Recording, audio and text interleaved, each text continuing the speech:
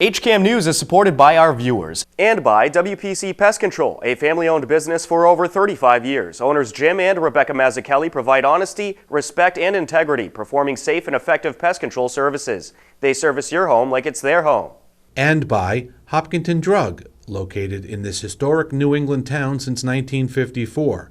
They are a multifaceted store dedicated to providing clients with an array of healthcare options.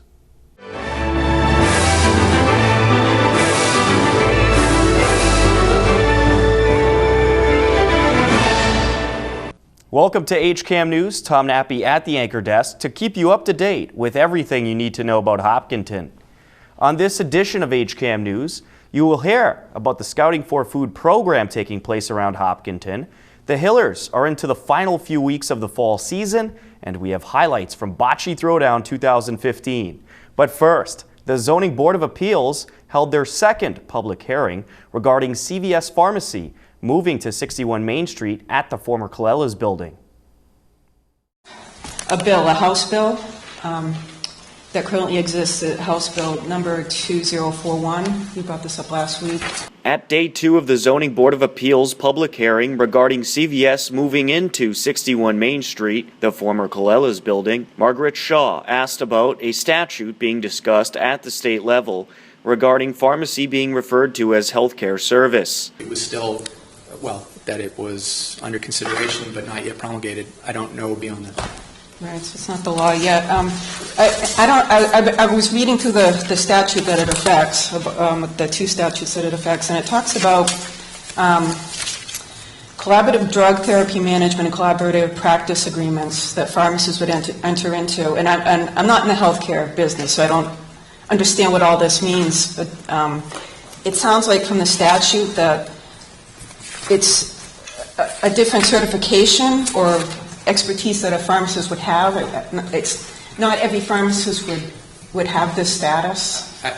I wish I knew more about it, but the point of referencing the statute was to show that, even in the circles of what's going on in at the state level, that a pharmacy is being recognized to be something more than simply the sale of prescription medications to somebody, that it is in fact part of the delivery of health services, and the definition under consideration is to broaden the definition and to recognize that pharmacy is something more and different, and that's the point of why that was raised in the papers. And it's just for certain, it seems very limited in scope though, and that was kind of my question.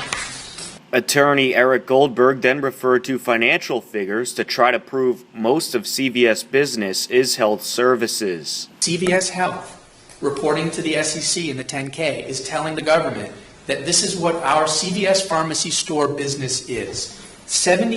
Over 70% of its business is being generated behind the pharmacy counter. Less than 30% of its business is being generated in the other 8,000 square feet. And just to drive the point home one step further, what I read off last time, and I won't do it again, although I'd like to, but what I read off last time are the quotes from the executives who are telling the world that we're at 70% pharmacy business now. By design, we're going up. And the general retail merchandise in the other 8,000 square feet that we're hoping people walk through is going down by design. I might go to a hardware store and ask them how to use, what particular automotive type product I need for my car.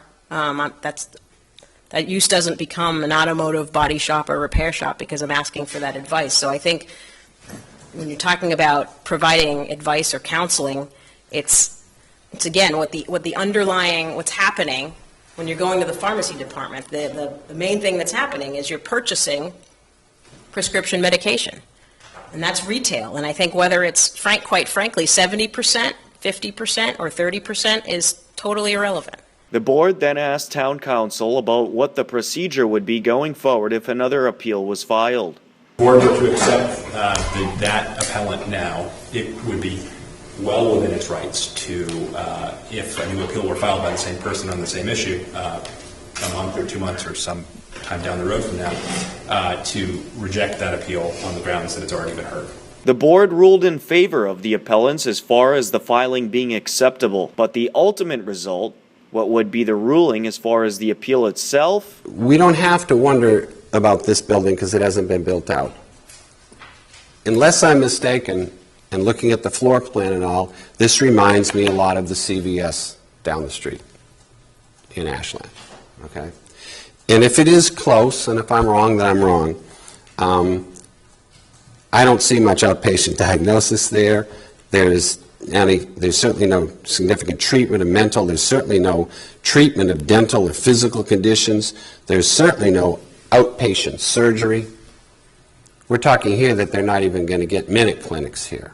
Do I think that pharmacists at the CVS will never provide health services? No, I don't think that. I think there are some health services that will be provided in the course of operations at this CVS, but do those, some of them have been spoken about with vaccinations and the like, but do those aspects that will be health services transform this whole use and this whole facility into a health services facility per se? And I have to say no, that they don't. And as a result, uphold the decision of the building official to grant the building permit for the build-out of the former Colella site for CVS. Okay, and is that with reference to the findings that you just described and we all did, I believe? Yes. Okay. Do we have a second? Second that motion. Okay. Any discussion further? In that case, all in favor? Aye. Any opposed? No opposed? And that with a vote of 5 to none, the motion carries, and the assistant building inspector's decision is upheld. The board ruled unanimously against the appeal and in favor of CVS and Crosspoint Associates. After the public hearing, attorney Eric Goldberg told media that his clients were going to look towards other avenues to try to stop the opening of CVS. For the second year, HCAM broadcasted Bocce Throwdown. Last year, the Hopkinton Police Department defeated the Hopkinton Senior Center, and this year, the Hopkinton Fire Department did their best to get revenge for the seniors. Here are some of the highlights from what was a very fun afternoon. The surface compared to last year is very fast, and the Paulino, when it's first thrown down there, cannot bounce off the back wall. You're going to have to throw it again if it does. She knows what she's doing. Yeah. I don't know. I would have said red. Yeah, red's still closer. 8 to 5. That's it. No. Well, here it comes. Look at this. Look how Yeah. right there. She's got an eye. She's got eagle eye. She's got the touch. Mary with a nice toss. It's got to squeeze right by, and she's in. Carol Slemon with a nice line on the ball. Oh, Looks look at like it's that. breaking back in. Look at that. There's some more points. Oh, this has the roll. Can it continue? Yes, there's 2. 2 points. Going for 3.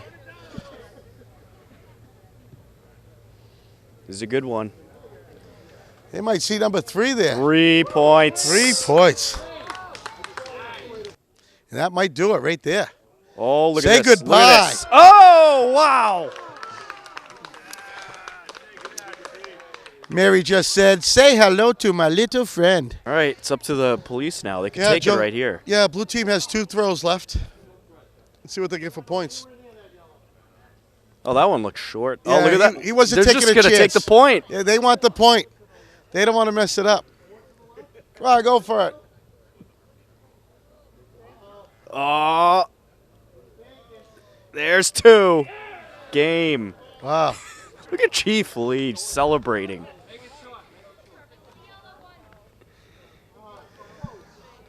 So, the blue 11 team, to 7. blue team again manhandles the seniors.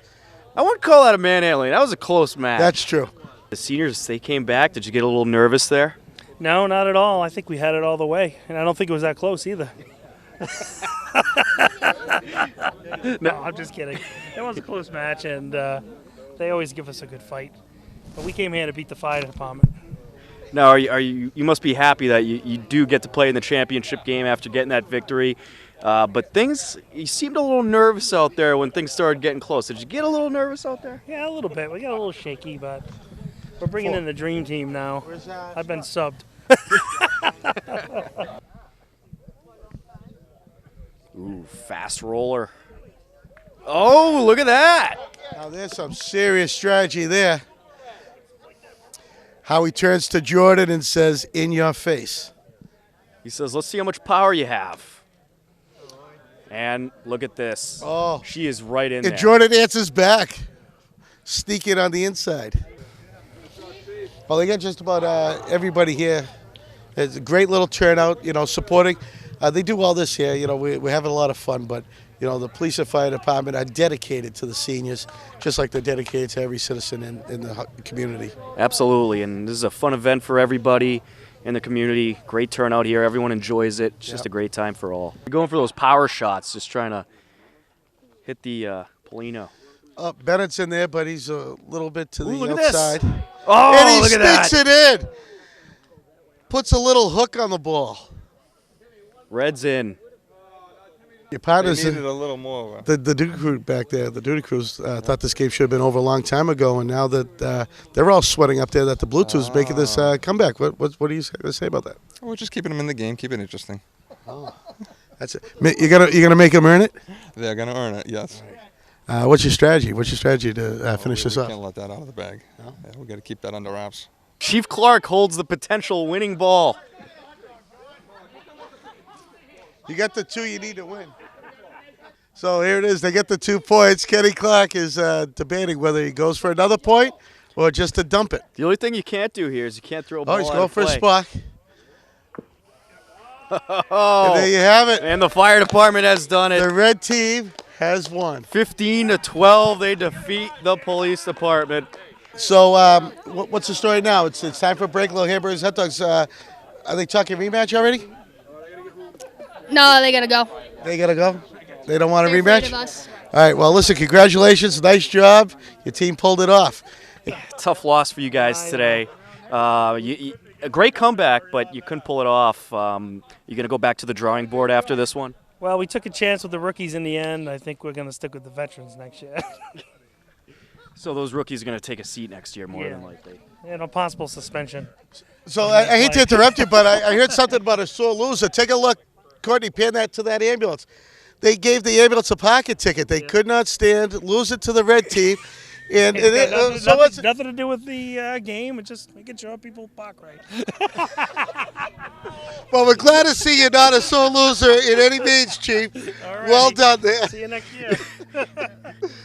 If you missed any of the bocce excitement, be sure to catch the whole broadcast on our YouTube page and our website, hcam.tv. Coming up next on HCAM News, we will let you know what the Scouting for Food program is all about. The Hillers are into the final regular season push to earn a postseason spot, and Courtney will get you up to date with everything coming up on HCAM with our HCAM Insider. A lot more ahead on HCAM News. Stay tuned.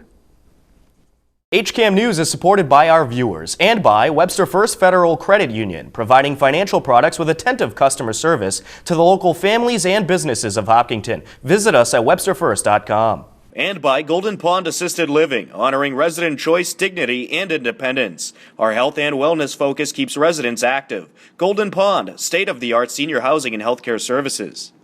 My name's Louise Coleman. I'm with Greyhound Friends on Saddle Hill Road in Hopkinton. We have an adoption kennel here, and we have greyhounds, but we also have started having hounds and hound crosses and beagles. We're always here 7 days a week, 9 to 5. Our website is greyhound.org, and our phone number is 508-435-5969. So we're open to the public all the time. Just give us a ring. Welcome back to HCAM News. Scouting for Food is hosted by Project Just Because and supported by the hard work of the Boy Scouts, Girl Scouts, and Cub Scouts. Scouting for Food collects millions of dollars worth of food throughout the country every year to help those in need. Recently, some scouts collecting for the Hopkinton Food Pantry stopped by the HCAM studios to talk about the program and how you can help. Tom Nappy here, and I'm with some Scouting for Food program participants. Guys, let's have you introduce yourselves first. Hi, I'm Josh from Troop 1. I'm Harrison from Troop 1. I'm Cyrus from Troop 4. I'm Emma from Troop 72233. I'm Kira, and I'm a longtime Scouting for Food volunteer. All right, and I understand you guys are going to be collecting some food. Can you talk about what you're going to be collecting food for? We're collecting food and non-perishables for the Project Just Because Food Pantry in Hopkinton. All right, excellent. And I understand you're going to be dropping off bags at people's houses where they could leave household food or non-perishable items. Can you talk about when the bags are going to be dropped off and what kind of items people can leave? Yeah, the bags are going to be dropped off on the weekend of October 31st. And the boys can tell you about what type of foods they should put in the bags. All right, guys. So what kind of food should we put in the bags? Rice, coffee, cans, fruit, and vegetables. You can put in some juices, some dessert mix, and some syrup. You can also put in cleaning supplies and paper goods.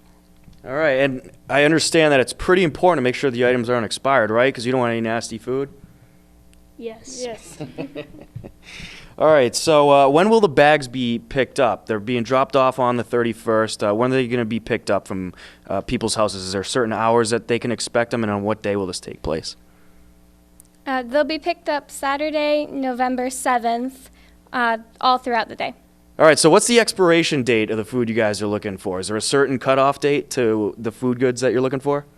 I would say about, but if it's before January 2016, don't bring it.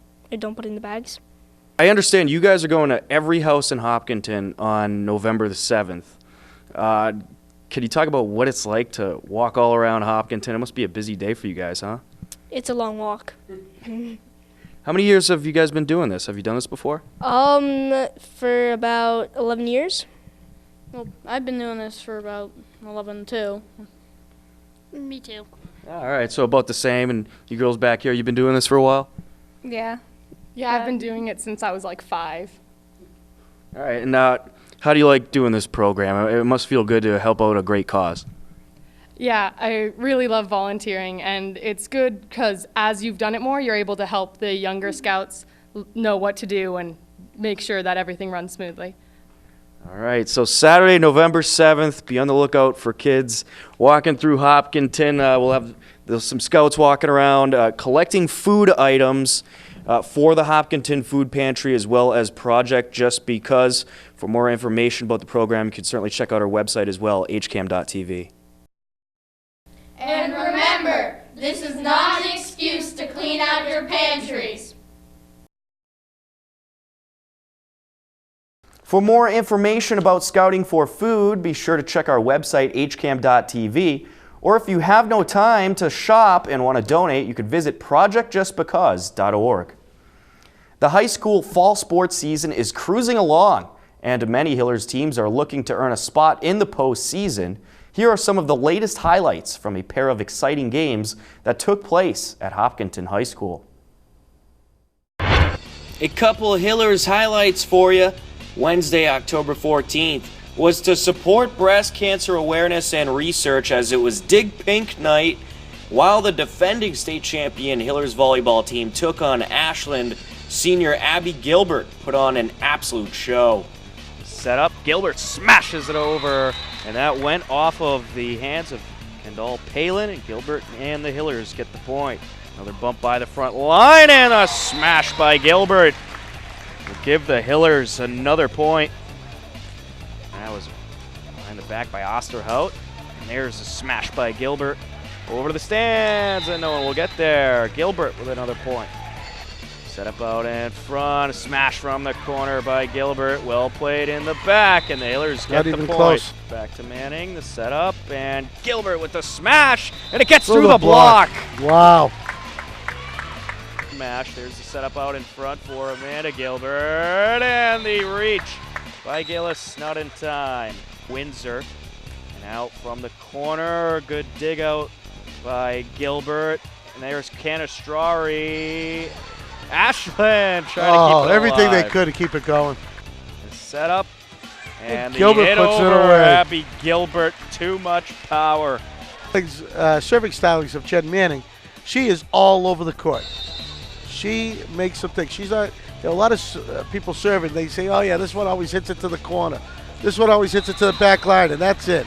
That was right on Speaking of the back line, just as I'm saying it, right? Oh yeah. Now the next one here, could be just a nice rope right across the top of the net. Another one, she could do a lob that will drop in the middle. She's just all over. She makes a move. She absolutely does. That was a nice rainbow right off the See, back there's line. your lob to the middle. Oh, they're not going to get to that one. Nope, they're expecting something harder, and you turn off with the little lob. Coming into this game, Abby Gilbert had 18 aces. There's another There's one. another one. I tell you, that was perfect. The Hillers take the sweep over Ashland. Abby Gilbert came up with 13 kills and 3 aces as the Hillers improved to 10-2 on the season.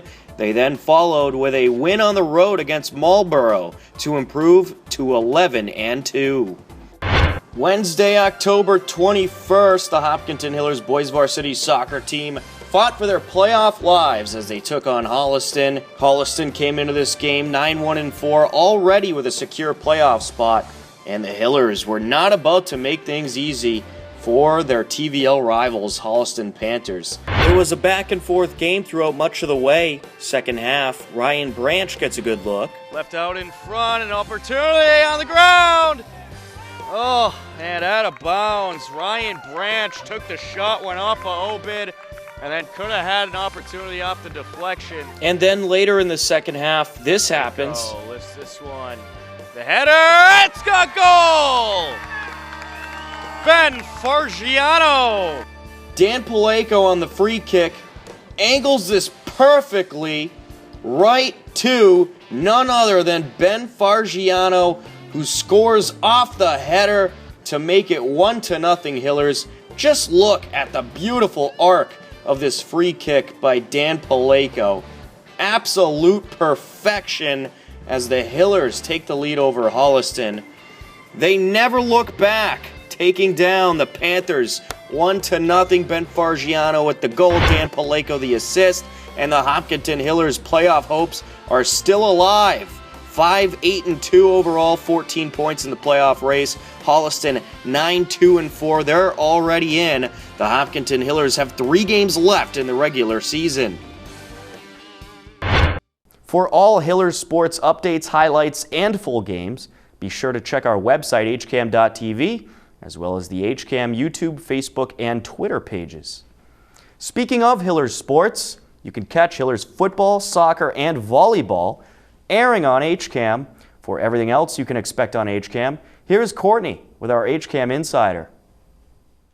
Hello everyone, and welcome to the latest edition of the HCAM Insider. On Saturday, October 24th at 1:30 p.m., it's boys soccer versus Dover Sherborne. Then at 3 p.m., it's boys soccer versus Holliston. On Monday, October 26th at 7 p.m., the special town meeting will air live on HCAM TV. The elementary school building project, a recreational facility on Fruit Street, and more will be voted on at the special town meeting. The meeting will air again the following few nights if continued. On Tuesday, October 27th at 6:30 p.m., Tom Nappy interviews Bhaktimar Swami, also known as the Walking Monk, as he prepares to walk across America, and he talks about his unexpected stop in Hopkinton on a new edition of HCAM News Focus. I found that walking, it's a great time for meditation. It's a fantastic workout.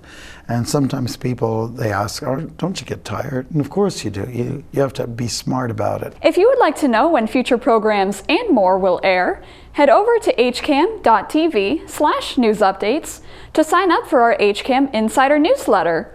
And if you want updates on everything Hopkinton, you can sign up for our daily news updates while there. As always, thanks for watching HCAM. Now back to you, Tom. Thank you, Courtney. That will wrap up this edition of HCAM News. Don't forget, You could stay up to date with everything Hopkinton by checking out our website, hcam.tv, as well as our Twitter and Facebook pages. If you have a Hopkinton-related video, photo, or story idea, I want to hear from you. Email me at news@hcam.tv. With your help, we'll cover even more of our community. For everyone here at HCAM, I'm Tom Nappy. We leave you now with the current community listings and upcoming government meetings. Take care, and best of luck to the Hillers as we approach playoff time.